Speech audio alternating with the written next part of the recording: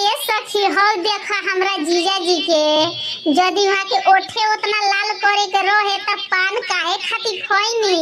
अरे ये साली जी, हमरे बारे में कुछ आप लोग कह रही हैं का? तो साफ साफ कह दीजिए ना कि क्या कह रही हैं, हम कैसे लग रहे हैं। अरे ये जीजा जी आप तो बहुत सुंदर लग रहे हैं। जीजा जी पान मत खाइए। जीजा जी पान मत खाइए। ओठ लाल करना है तो लिपस्टिक लगाइए। भाई अपनी बहनी के लिपस्टिक लगा के चले आए होते और ही लाल हो जाता। अरे ये साली जी, आप हमारा मजाक उड़ा रही हैं का?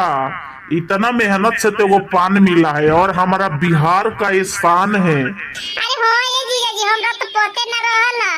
पान के खाइल दुल्हा ओठ भी दुराइल हो। पान के खाइल दुल्हा ओठ भी दुराइल हो।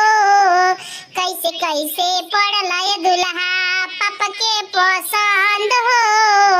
कैसे कैसे पड़ला ये दुल्हा लवनी में सेंट पाउडर झरनी जुल्फिया हो। ओइसे ओइसे पड़नी साली पापा के पसंद हो।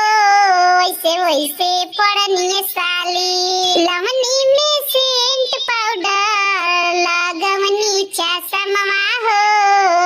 ओइसे ओइसे पड़नी साली चाचा के पसंद हो।